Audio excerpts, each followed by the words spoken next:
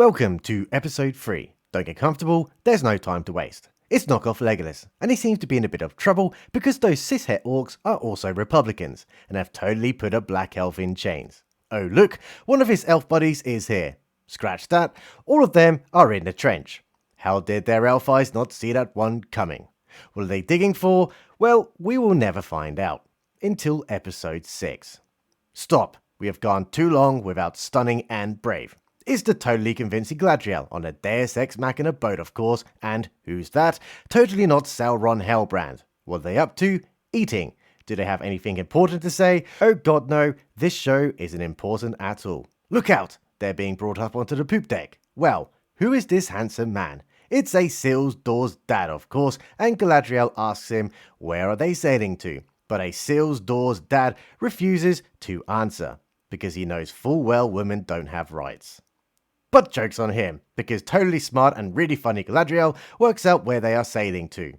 It's Numenor! And look, they're off the boat and walking. Does Galadriel totally give white male but definitely not Sauron Halbrand a dressing down for his white ancestors standing with Morgoth? You bet your asses, she does.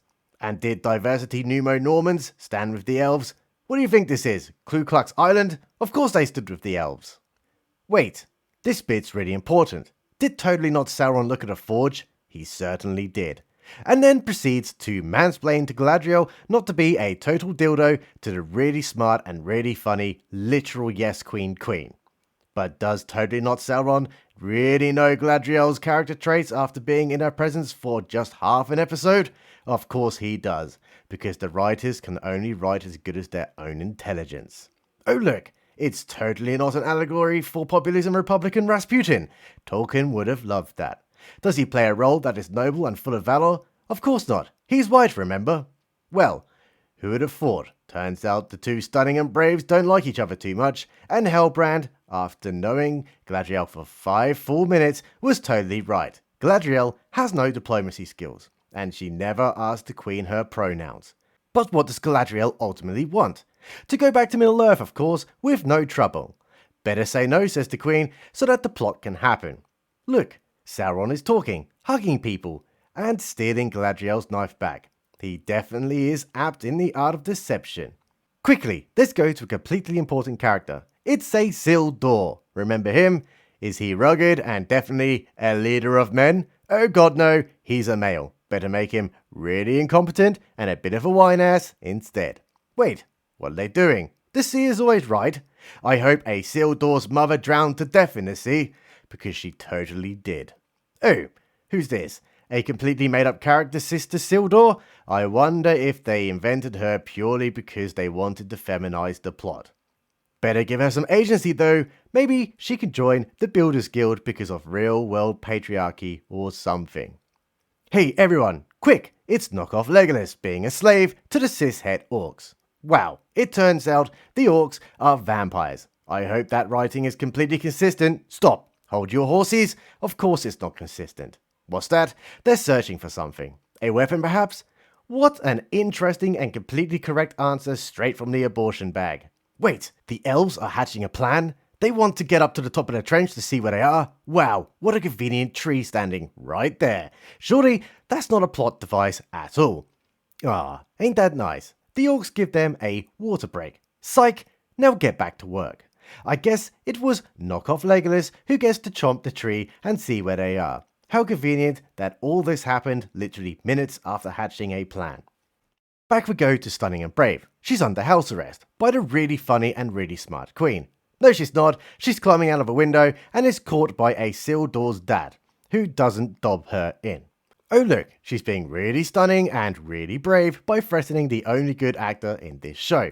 Fast forward, and she's on a horse going to the local library. What a stunning smile. Stop. What's definitely not Sauron Halbrand up to? Trying to get into a forge club, of course, but doesn't have a degree in Numero Norman forgery, so is considered not an expert on the matter, and therefore all opinions are invalid.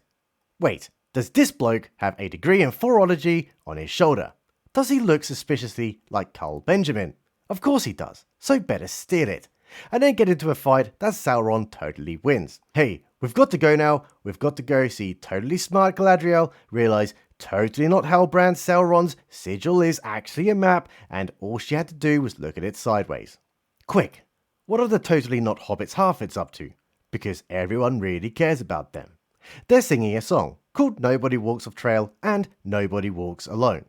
Oh look, they discover totally no longer suffering a heroin withdrawal hobo Gandalf. Well, I guess fake Frodo and fake Sam and their entire family should die now by walking at the back of the caravan. Did I also mention that fake Frodo's dad has broke his foot? Sure hope there aren't any wolves about, because nobody walks alone, say the psychopathic hobbitses. Stop, it's Halbrand time. He's in jail and stunningly and brave Galadriel just turns up. Would you believe it? She's so smart and funny, she worked out almost immediately that totally not Sauron Halbrand is actually a king in self-imposed exile from a piece of paper. But couldn't work out over 1,000 years that Sauron's sigil could literally just be turned sideways and it's a map. It's set peacetime in the trench, and knockoff Legolas has a plan to escape. Break some slave chains, pogo stick up to break a beam, and oh dear, not him. I really cared about him. Will knockoff Legolas escape? Will he alert the elves? Will he seek vengeance? No, because he didn't actually escape. But tune in next week when Jafar gives him back all his weapons and plot armor so he can use it against him in episode 6.